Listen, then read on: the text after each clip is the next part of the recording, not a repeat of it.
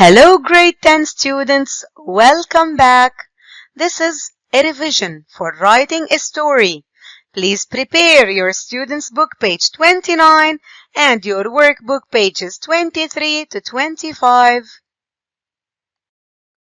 Today's objectives. Recall the steps of writing a story. Identify key information in a prompt by answering a set of questions. Organize and streamline ideas by completing a plan. Compose a short story after brainstorming ideas. Grade 10 students, do you still remember what are the steps of writing a story? Let's check together. When I write, I firstly read the writing task carefully and check that I understand why I'm writing the story. In other words, the reason for writing. 2. Brainstorm ideas by answering given questions. 3. This is very important. I fill the plan because it helps me write in a better way. 4. Write the story by expanding the ideas and using the correct grammar, spelling, and punctuation. The last step will be, I use the checklist in order to make sure that I added all the necessary points. I want you to pay attention. This is extremely important. Please read the writing task and underline the keywords.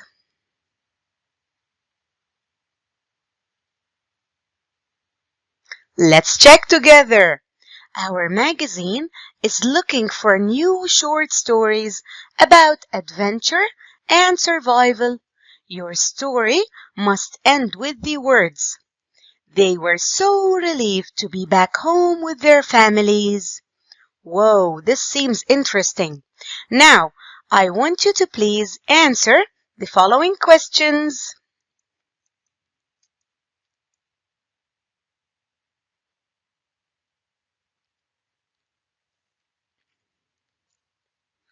Let's check. Why are you writing the story, my students? Definitely, I'm writing this story to entertain the readers. Who will read it? Of course, the readers of the magazine will read the story. How will you end your story? The story will end with the following words. They were so relieved to be back home with their families. No one can do anything in life without a plan. That's why I want you to plan your story before you write it. Open your workbook page 23. Write down your main points in the plan and come back for feedback. Remember, the feedback given is my own suggested answer, but you have to write your own stories. This is how it always starts, our introduction, where we describe the scene. As you can see, we will start with our setting. Where will the story take place? Well, my own story will take place in a log cabin by the lake. However, you might have different settings. When will the story take place? During the weekend on a cold winter's day. Whoa, it's cold and cozy. Let's describe the weather in the introduction. I will give you some examples. The sky was dark, steely blue, a glistening sheet of smooth, hard ice. Whoa, it seems cold. Who are the major characters? They are two friends, Samantha and Tina. This is the main part of the story, where we will narrate the story and have our highest point of tension. Let's take a closer look. Things start happening when Tina and Samantha were skating happily and everything was fine. Our climax is when they heard a horrible sound and a crack opened in the ice. Tina fell into the water and she felt terrified. She felt scared. Samantha pulled a branch from a tree and held it out to help her friend. Whoa, this seems interesting. How will things start getting back to normal? In our falling action, Tina grabbed the branch and Samantha pulled her to safety. Whoa, interesting. I want to hear your stories too. Everything has an end. And this is our conclusion. We are still planning our conclusion. The girls called their fathers and went home. Tina and Samantha felt lucky, warm, and safe. Before you write, it is very important to understand and keep these tips in mind. That's why I would like you to open your student's book, page 29, exercise G. Read the tip box very carefully and highlight or underline important key points. Come back for feedback. This is extremely important.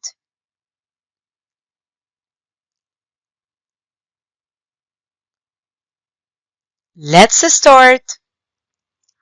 When writing a story, 1.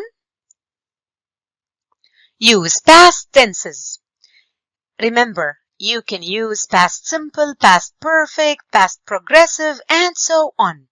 But mainly, we use the past progressive when setting the scene, especially in the introduction where we describe the place or the weather. 2. Keep the plot simple. Remember, my lovely students, simplicity is beauty. And divide your story into one paragraph for each stage. That's why you should be neat. And don't forget to leave spaces between paragraphs. It will allow your reader to follow on with your story. Now, how to make your story more interesting? If you notice, point 1 and point 2 are basics which we should use in each and every story. However, in order to add spices to our story and make it more interesting, just like tasty dishes, we need to add these points. 1. Add direct speech, which is the dialogue between characters. Remember, you can use verbs such as whispered, asked, commanded. Questions and exclamations. They simply bring your story to life and they kill boredom. Moreover, you have to use a variety of adverbs and weak or strong adjectives. This simply allows your readers to visualize your story. Use suitable linkers such as firstly, secondly, moreover, and so on to indicate sequence of events. It also organizes your story and helps you form your chronological or time order. Last point. Don't forget to use figurative language such as idioms, expressions, metaphors. We even have similes. Let's take a look at these examples. Froze in shock or fear. This is an example of this is an example of a metaphor. Over here, we are trying to show how much someone is afraid by comparing him to a freezing object such as ice. To say he froze in shock or fear, he cannot move anymore. Nearly jumped out of his or her skin. This is an example of definitely, this is an idiom, and it simply shows that someone is really afraid. The last one, couldn't believe his or her eyes or ears. This is an example of what? Perfect! This is an example of expression to show disbelief or shock. My dear students, remember, using these tips is very important to add life to your story, to make it more interesting, to attract your readers. Why do we write stories? Yes, we write stories to entertain readers. Add more spices to entertain your readers more. It's time to write our story, my dear students. But how do we write the story? Definitely, you are going to change the points and answers from the plan to well-organized paragraphs. Remember, I want you to write your own story first and come back later for a feedback. Well, as you can see, our plan changed into a neat paragraph. How? We mentioned the details from the plan, such as our setting, the place, the time, descriptions about weather or place. Perfect. And of course, our main characters. Is that all? No. In order to write a well-organized introduction, you need to add details. You need to hook your reader, my dear student.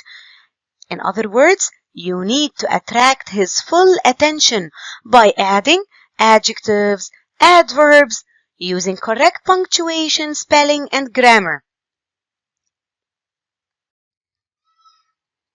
Now, this is the most important part of our story because we have our main part with the rising action.